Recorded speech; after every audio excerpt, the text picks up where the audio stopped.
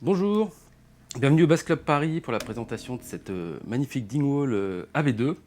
Alors c'est une basse donc, du luthier Dingwall, luthier canadien.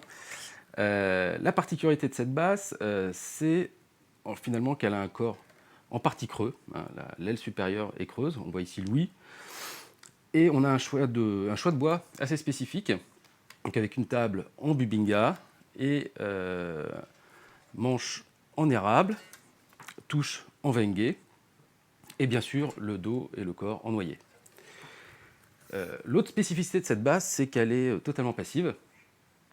On a donc un potentiomètre de volume, un sélecteur 4 positions, donc qui est propre aux basses Dingwall, et puis un potentiomètre de tonalité.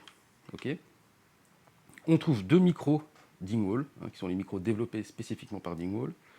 On a également un chevalet Dingwall, qui est encore une fois développé par Dingwall pour les basses avec le fan floated system. Des mécaniques hipshot, grand standard, mécanique légère, précise. Et voilà ce qui nous fait cette basse. L'avantage bien sûr du corps en partie creux, c'est le poids, c'est une basse très très légère. Autre chose concernant l'ergonomie, c'est qu'on a un troisième point de fixation pour la sangle qui se trouve au dos de la basse, ce qui rend aussi le positionnement de la basse une fois sanglée très très pratique. Voilà, je vais vous faire découvrir un peu les différents sons de cette basse, qui est totalement passive, je le rappelle.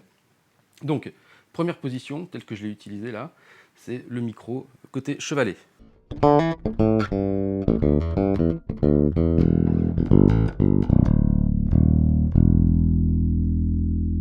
Seconde position, parallèle, donc les deux micros en mode parallèle.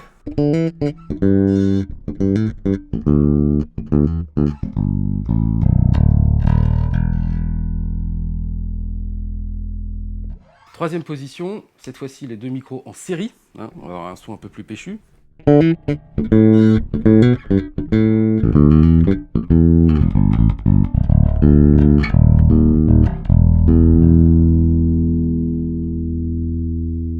Et enfin, le micro manche uniquement, avec un son plus typé précision.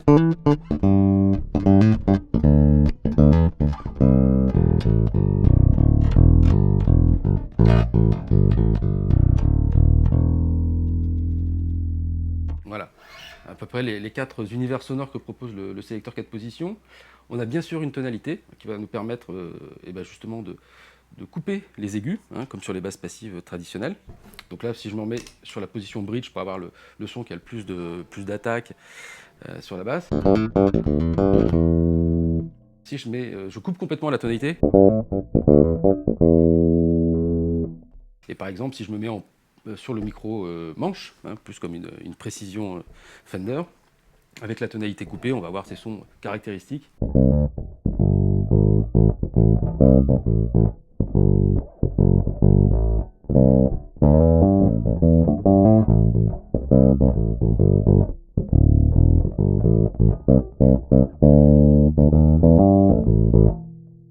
Voilà, donc un petit tour d'horizon de cette basse, très polyvalente, on peut vraiment imaginer plein de types de jeux, elle fonctionnera très bien en slap.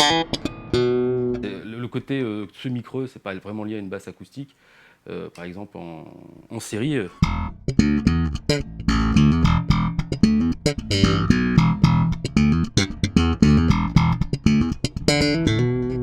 Pareil en parallèle, avec un son encore plus boosté.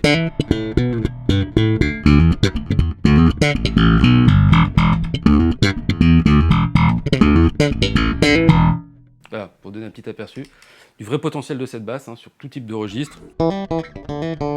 Jeu au doigt, slap, tapis, etc., etc. Donc je vous invite à découvrir la Dingwall AB2.